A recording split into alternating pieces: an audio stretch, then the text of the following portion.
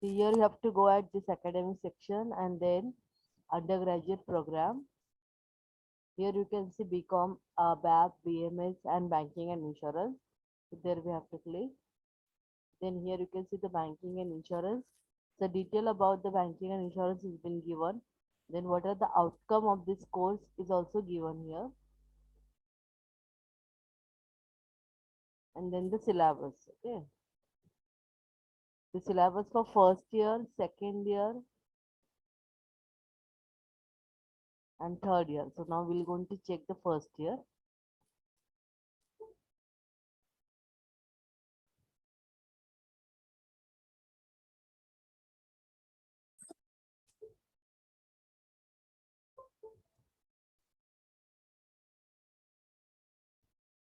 See, these are all the subject for semester 1 and semester 2. Okay. So for semester 1, AMFA is the principles of management and financial accounting. And then the next one here, business communication and skill enhancement course. Here it will be under the skill enhancement course. You can see foundation course is there. Foundation course के अलग अलग actually Mumbai university ने दिए हुए हैं जैसे कि foundation course 1 foundation course is NSS in NCC and in physical education. So our college has adopted the foundation course 1. Okay. And then core courses में मतलब जो compulsory ही रहेंगे. These are all like business economics and then the quantitative methods. Okay. ये आपका semester 1 का subject है. And then for semester 2, principles and practices of banking and insurance, business law, then again financial accounting, business communication, again the foundation course 2, organizational behavior and quantitative method. Okay. So student, all these subject will be there for 100 marks. सबका बाइफिकेशन 75 and 25 marks में से ही होता है. Okay.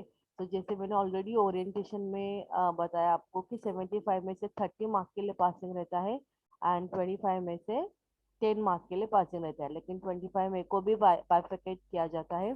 25 में से 20 will be the written exam and 5 will be your class behavior.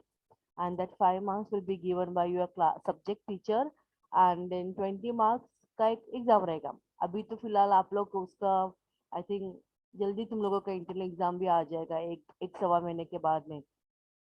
So that would be totally MCQ type. लेकिन अगर college में प्रॉपर ऑफलाइन लेक्चर स्टार्ट होते हैं so they are giving you the theoretical one. Okay. So 20 marks का रहता है. It will be not on the full syllabus. It will be on the half syllabus basically. अगर 4 module है तो 4 में से 2 मॉड्यूल के ऊपर आएगा. So this way internal exam is happening.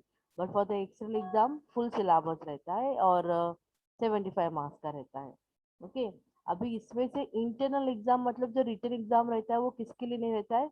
That is only for the foundation course 1. Foundation course 1 के लिए इंटरनल एग्जाम इंटरनल जो 20 मार्क का रहता है वो रिटर्न में नहीं रहेगा. यहाँ पे आपको प्रोजेक्ट करना पड़ेगा फाउंडेशन कोर्स 1 के लिए. ओके. तो प्रोजेक्ट मतलब क्या करना पड़ेगा like any topic from the syllabus you have to select और अभी फिलहाल के लिए तो प्रेजेंटेशन करना पड़ेगा आप लोगों को जैसे ऑनलाइन है. अदरवाइज अगर ऑफलाइन रहता है तो एक हार्ड कॉपी जैसा प्रोजेक्ट आपको बना के देना पड़ता है टीचर्स को. So that everything will be depend upon teacher like what strategy they are adopting, whether they are asking you to prepare presentation in a group wise or individual wise. वो पूरा आपको जो सब्जेक्ट टीचर रहेगा वो बताएगा. ठीक है. तो ये हो गया आपके पूरे 7 सब्जेक्ट का डिटेल. नाउ हियर ये सेकेंड ईयर का अगर आपको सेकेंड ईयर के भी जानने हैं कि what is the syllabus for the second year that also you can see on the website. ठीक है. ये सेकेंड ईयर के सारे सब्जेक्ट्स है and these are the third year subject. देखो इधर. ये पूरे थर्ड ईयर के सब्जेक्ट है. Now here you can see first year semester 1 and 2 का syllabus.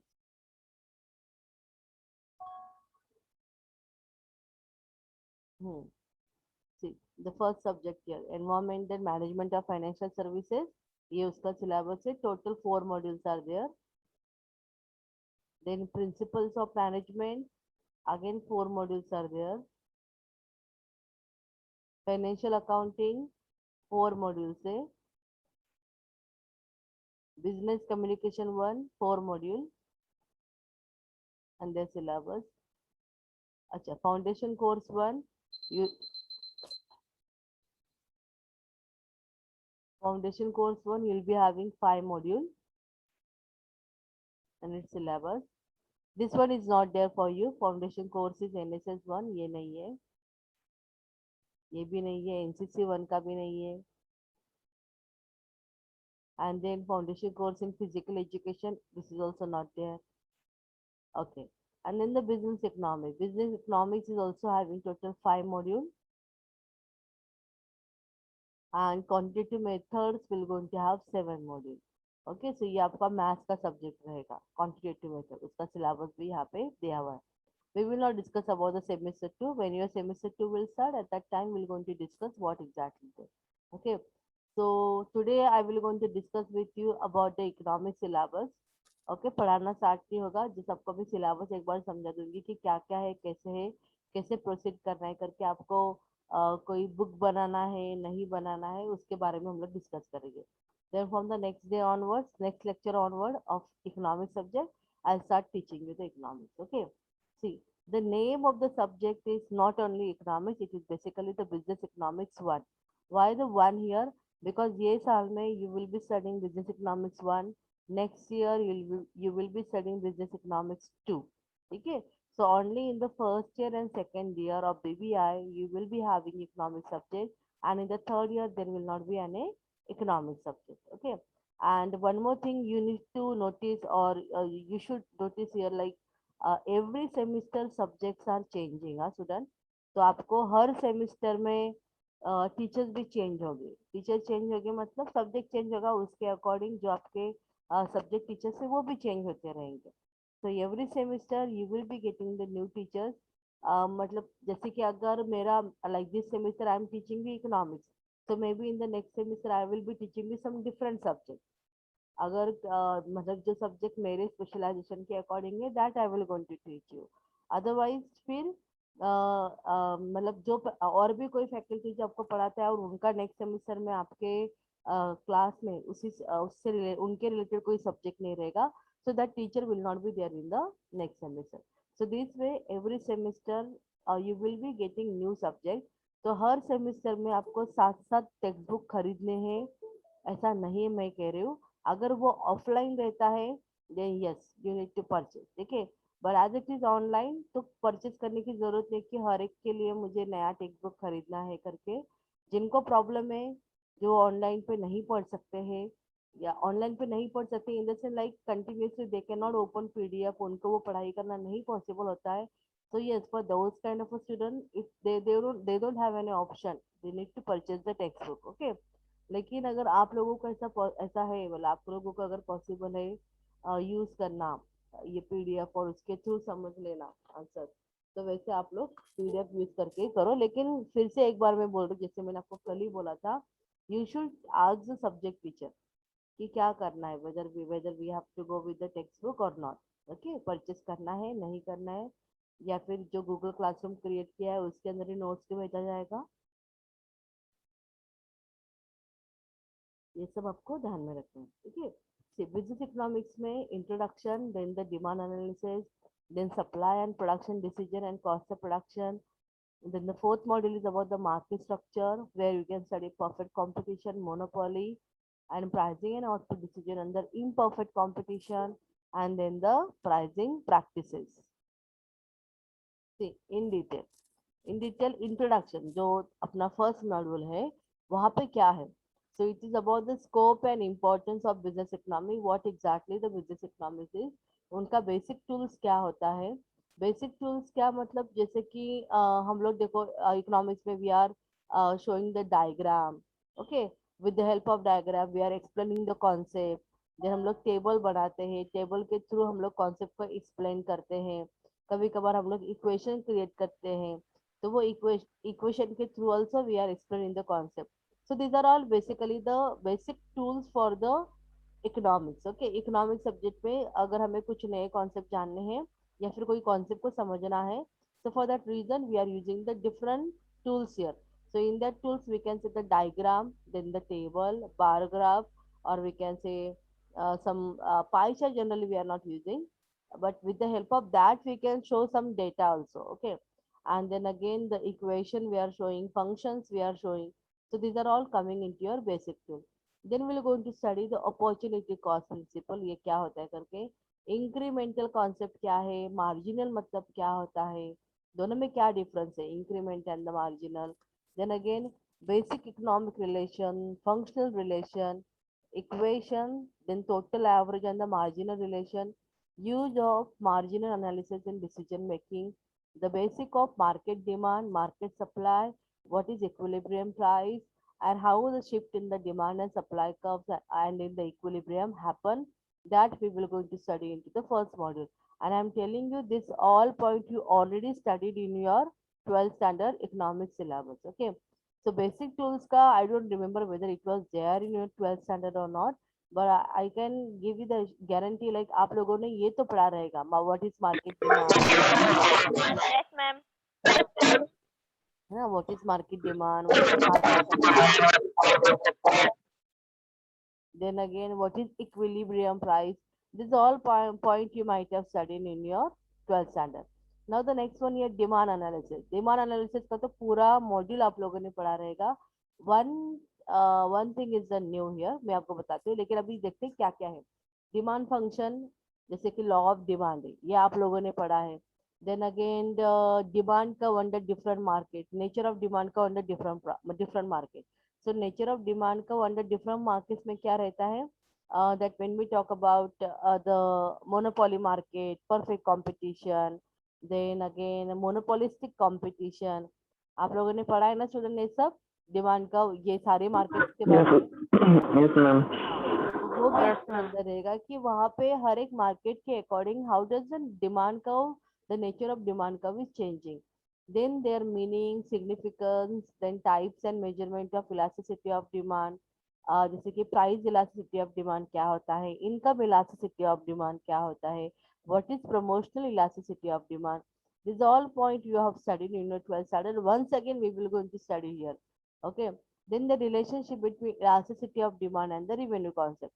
Now the new point for you is what, this is about the demand estimation, or we can say demand forecasting.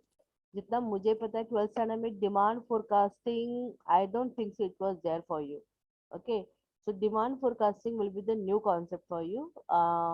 So what we have to study here, what are the methods of demand forecasting, the meaning of demand forecasting, then again what is survey and statistical methods of demand forecasting.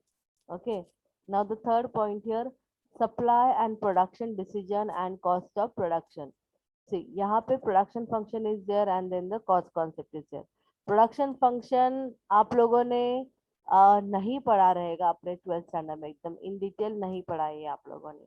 Okay, तो production function में short term analysis with the law of variable proportion. तो ये जो production function है, it has been divided into two category. One is the short run production function and then the long run production function. तो short run में law of variable proportion है. Then in that one, production function with the two variable input, that is isocont, ridgeline, and least cost combination of input. Then long run production function में law of returns to scale है, expansion path है, economics and the diseconomics of scale क्या होता है उसके बारे में study करना पड़ेगा. तो ये जो थर्ड मॉड्यूल है, this will be little bit new to you. अभी नेक्स्ट है कॉस्ट कॉन्सेप्ट. कॉस्ट कॉन्सेप्ट में क्या है, ये कॉस्ट कॉन्सेप्ट आप लोगों ने पढ़ा रहेगा आपके 12th स्टैंडर्ड में, कि which are the different types of cost here. What is accounting cost, then again economic cost, implicit and the explicit cost, fixed and the variable cost, total average and marginal cost output relationship in short run and the long run, then long run average cost and the long learning curve, what is break even analysis. This is very important one, student, production function and the cost concept.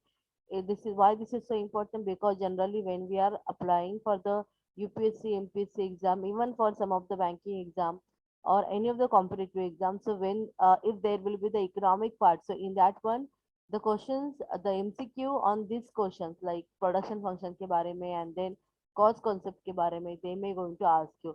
और cost concept में भी जो सबसे important one जो concept है कि जिसके ऊपर जनरली क्वेश्चन किया जाता है ऐसे कॉम्पिटिटिव एग्जाम में, तो वो होता है अपॉर्चुनिटी कॉस्ट. अपॉर्चुनिटी कॉस्ट का कॉन्सेप्ट आपको एकदम क्लियर होना चाहिए that what exactly the meaning of opportunity cost here. Okay, so this is about your third module. And then the fourth one, market structure. Market structure में क्या है? Perfect competition and monopoly and pricing and output decision under imperfect competition here.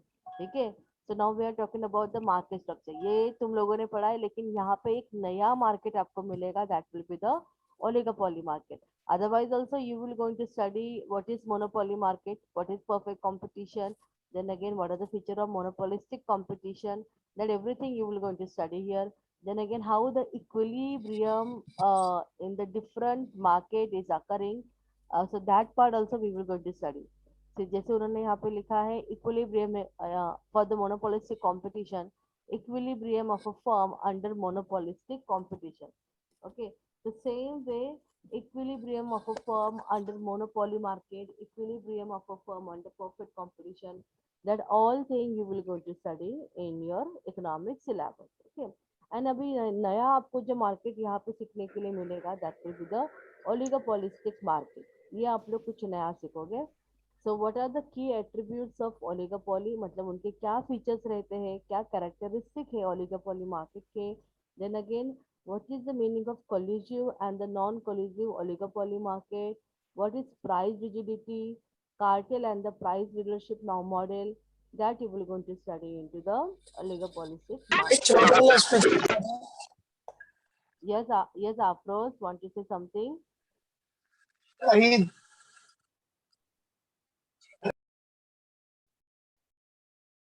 Okay. Now the next one here, pricing practices. Pricing practices में क्या पढ़ोगे आप लोग? Cost oriented pricing method. जैसे कि cost और we can say full cost pricing क्या होता है? इसको cost plus pricing भी कहा जाता है. Marginal cost pricing क्या है? Markup pricing क्या है? Discriminating pricing क्या है? Multiple product pricing क्या होता है? Transfer pricing क्या होता है? So this way total 5 modules are there. ये total 5 module में से I can say around 60 to 65% of your syllabus, it is totally same as your 12th standard syllabus. And again रही बात notes की कि मैम यहाँ पे like we are in the degree, तो हम लोगों का notes का थोड़ा अलग रहेगा. we cannot use the 12th standard notes also. No, it is not like that. You can use the 12th standard notes also. अगर जो क्वेश्चन आपको मतलब जैसे अभी देखो हम लोग बात करें डिमांड फंक्शन की, लॉ ऑफ डिमांड अगर मैं आपको पढ़ाती हूँ, तो लॉ ऑफ डिमांड जो डिग्री कॉलेज का बुक है उसमें से आपको नहीं ठीक लग रहा है कि नहीं, ये यहाँ पे तो बहुत डिफिकल्ट वे में दिया हुआ है और आपको 12th स्टैंडर्ड का ज्यादा सिंपल लग रहा है, yes then you can use the 12th standard notes also. ऐसा नहीं है कि वो 12th स्टैंडर्ड का है तो वहाँ का लॉ ऑफ डिमांड कुछ अलग रहेगा और यहाँ का लॉ ऑफ डिमांड कुछ अलग रहेगा. This will not going to happen. Okay, so if you are comfortable with the 12th standard notes, yes, you can use that also. No need to go with this textbook notes. अगर आप लोगों को वो comfortable है read करने के लिए तो वैसे पढ़ो. लेकिन अभी इशू क्या है यहाँ पे? Issue is that they your exam may be the kind of MCQ. अगर दिवाली के बाद में government is declaring to open the school and the colleges, so if once it will going to get open, then it will not be online exam, it will be the offline only. Okay, and if it is offline, so like you have to write notes and all, तो मेरे हिसाब से उसके लिए अगर आप 12th standard का notes use करोगे तो चलेगा. लेकिन एमसीक्यू में I will going to guide you कि क्या क्या पढ़ना है क्या क्या नहीं करके, और एमसीक्यू जितना पॉसिबल रहेगा I will also try to give from my side कि क्या क्या मतलब मैक्सिमम क्या फर्स्ट मॉड्यूल के ऊपर कितने क्वेश्चन है एमसीक्यू के फॉर्म में. So that definitely we will going to discuss. Okay, तो अभी डिपेंड रहेगा कि like how your exam will going to conduct, online रहेगा ऑफलाइन रहेगा एमसीक्यू फॉर्म में रहेगा किस फॉर्म में रहेगा. So everything will be with a different aspect. Okay, तो तुम लोग को वेट करना पड़ेगा उसके लिए. लेकिन एमसीक्यू के लिए रहेगा सो इतना कुछ ज्यादा मतलब टेंशन की बात नहीं कि नहीं हो जाता है, मतलब रीड करके आप समझ लेते हो. But when it is theoretical one, so you have to be prepared from the point of view of 7 or 8 marks.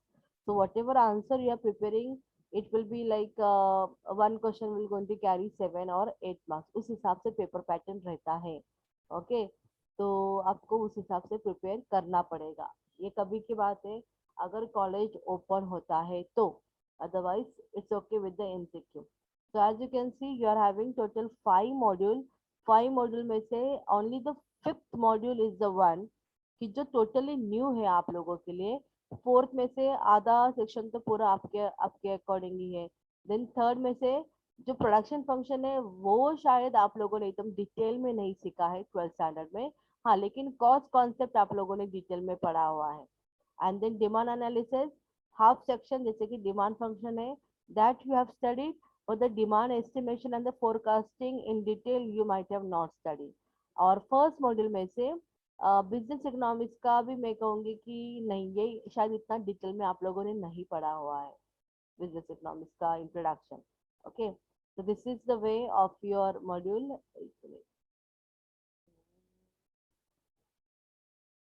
Paper pattern वैसे उन्होंने बताया नहीं, but even I don't think so like we should discuss the paper pattern also.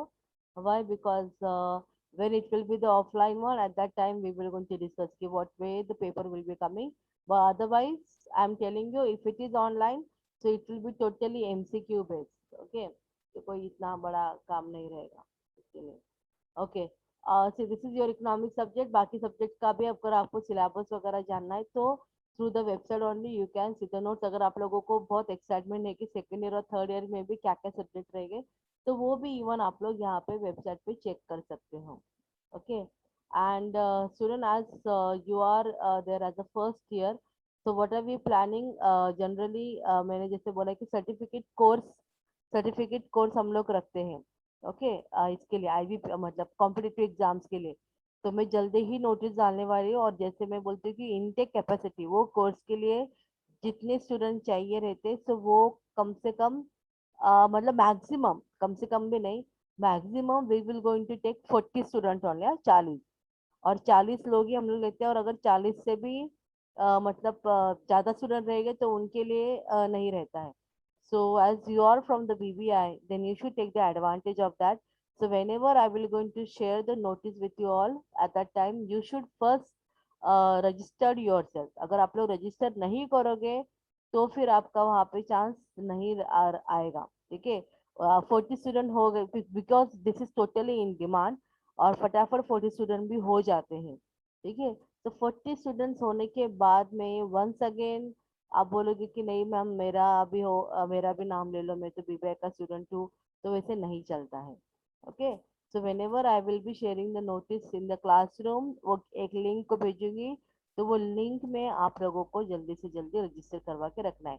It's not today, but may be in this week I may going to share the notice of this certificate course. Okay, so be prepared for that. और सब लोगों को participate करना है because this is from your future point of view. As yesterday only we have discussed कि आप लोगों को फर्स्ट अटेम्प्ट में ट्राई करना है कि कैसे आप लोग एसबीआई का एग्जाम, आरबीआई का एग्जाम और आईबीपीएस का एग्जाम क्लियर करते हो करके. तो इसके लिए उसका तैयारी अभी से ही स्टार्ट करना जरूरी है.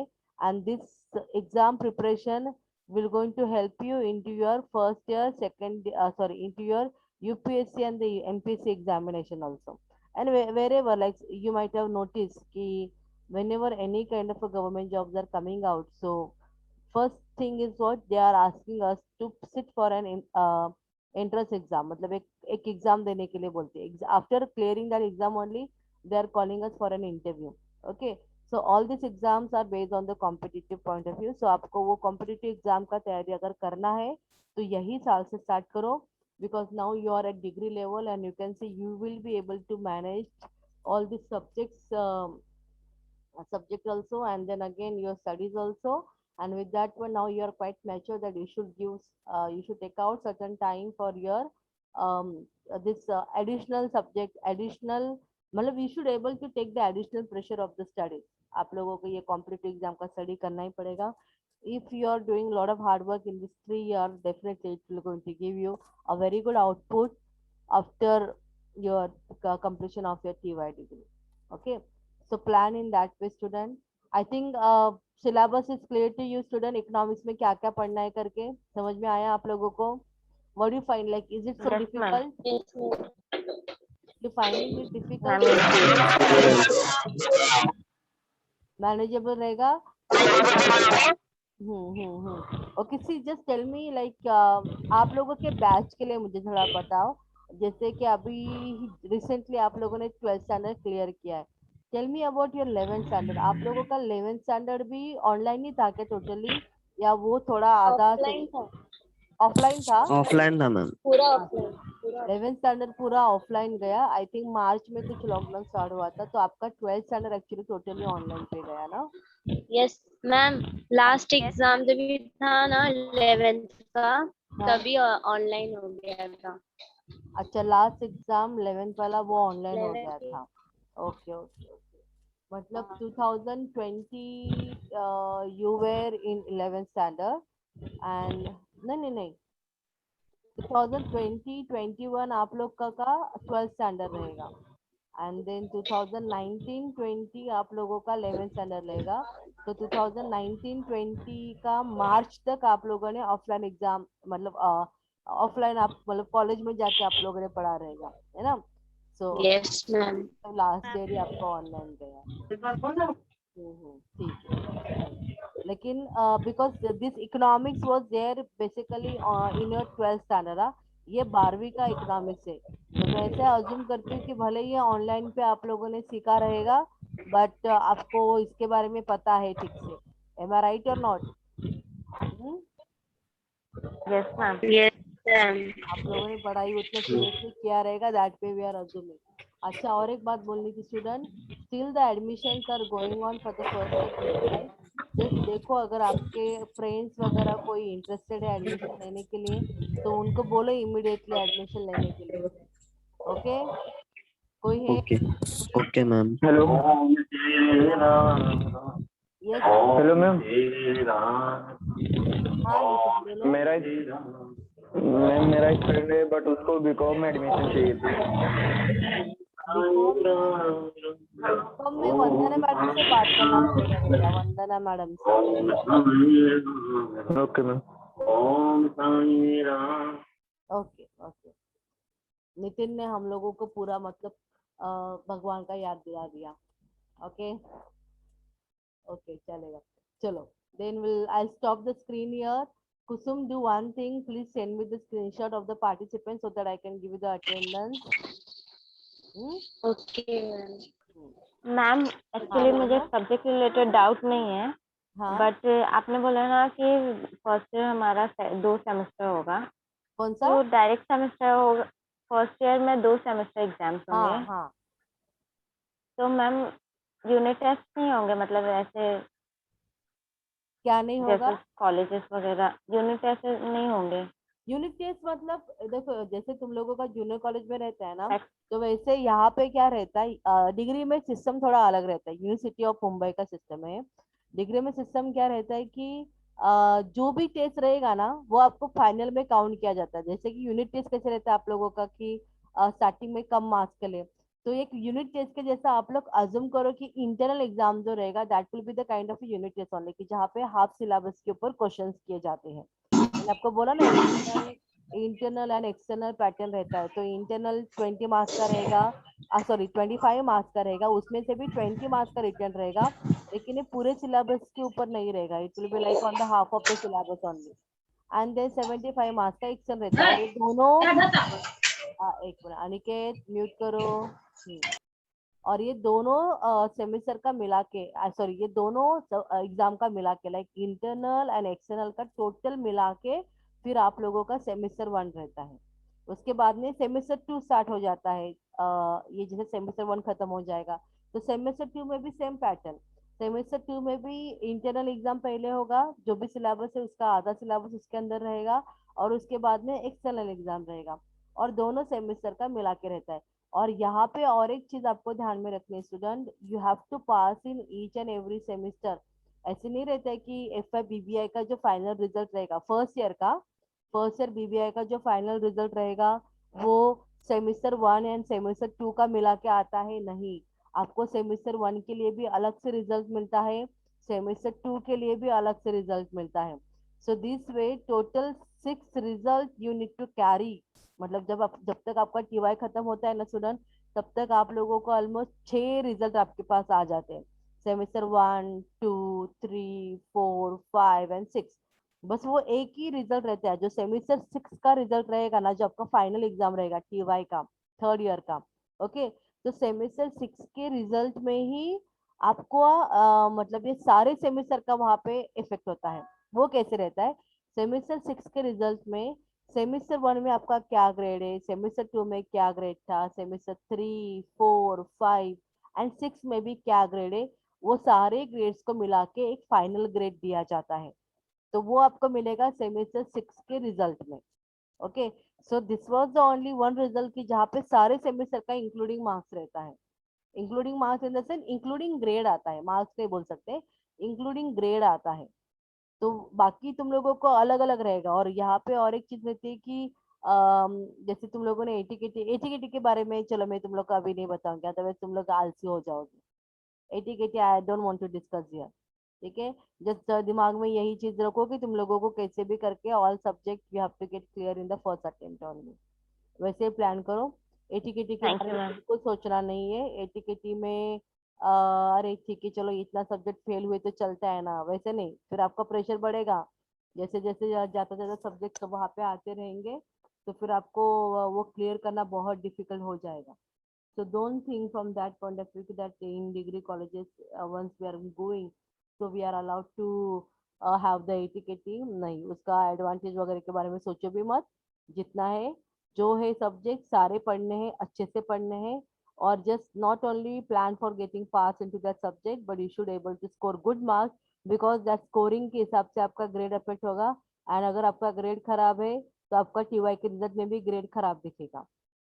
ओके, इसके लिए कोई भी डिग्री कॉलेज का कोई भी कोर्स रहने दो, वेदर इट इज बीकॉम और any other courses, but whatever you are doing your hard work in all the semester, that hard work will going to reflect into your third year result। और आपको पता है कि third year के result के basis के accordingly आप लोग जॉब के लिए जाने वाले हो, वहां पे आप इंटरव्यू में या किसी चीजों के लिए आप सिलेक्ट होने वाले हो। आपके रिज्यूम में भी थर्ड ईयर का ही रिजल्ट जाएगा। You will not going to write in your result कि मुझे फर्स्ट ईयर में इतना मार्क्स मिला, सेमेस्टर 1 सेमेस्टर 2, कोई इंटरेस्टेड नहीं रहता है, कोई भी एचआर ये सब देखने के लिए इंटरेस्टेड नहीं रहता है। The HR will only going to see like what was your person at the degree level. अभी मैं आपको और एक बात बताऊँ, आपका ना अभी 10th का मार्क्स को इतना इम्पोर्टेंस है, ना ही 12th के मार्क्स के ऊपर। क्यों? बिकॉज जनरली अभी जो भी जॉब्स अवेलेबल है वो सारे ग्रेजुएशन के बेसिस के ऊपर ही रहते हैं।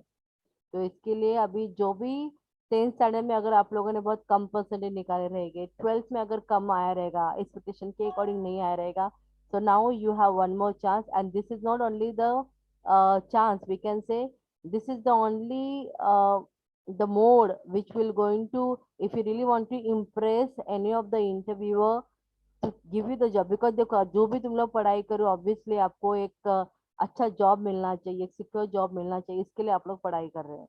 Okay, and to learn something new, आपको सब्जेक्ट में इंटरेस्ट है करके आप लोग को पढ़ाई कर रहे हैं। तो मैं तो यही कहूंगी कि जो भी 10th एंड 12th में हुआ है, now forget it, now focus on your third year, because this result, third year का रिजल्ट, भले आप उसके बाद में कितना भी हाईली क्वालिफाइड हो जाओ, but everywhere you need to show the third year result. तो ये बहुत इंपॉर्टेंट होता है और इसके बेसिस के अकॉर्डिंगली सिलेक्शन होता है, बिकॉज वहां से ही वही अपना एक स्पेशलाइजेशन है। ओके, वो स्पेशलाइजेशन में आपको कितना स्कोरिंग हुआ है, that everything we need to study, that everything the HR will going to study about you, and as per that he will going to take decision on you whether he should recruit you, आपको job पे रखना चाहिए नहीं रखना चाहिए करके। Okay, so be very serious about your studies, focus करो एकदम अच्छे से। और सारा सेमिस्टर को, all the semester you have to take it very seriously, then only in the third year you can get the good grade. आपका और एक बात बता दी हूँ कि सपोज आप लोगों को सेमेस्टर 1 में ए ग्रेड आ गया और सेमेस्टर 2 में भी ए ग्रेड आ गया, लेकिन सेमेस्टर 3 में बी ग्रेड आ गया आपको टोटल, और फिर सेमेस्टर 4 में ए ग्रेड आया, सेमेस्टर 5 में ए ग्रेड आया, सेमेस्टर 6 में ए ग्रेड आया, लेकिन किसी एक सेमेस्टर में आपको बी ग्रेड आया था करके, जो आपका टीवाई का जो फाइनल ग्रेड रहेगा ना वो अफेक्ट हो जाएगा। तो इसके लिए कोई भी किसी भी सेमेस्टर को लाइटली नहीं लेगा, all the semester you have to take it very seriously. Okay student, So now it shows less than 1 minute. Our lecture may going to get over. Okay, end हो जाएगा lecture. So from the next lecture onwards, I will going to start teaching you the syllabus. Okay, shall I end the meeting? Okay, ma'am. Thank you, ma'am. Okay, okay, Bye. Thank you, ma'am. okay.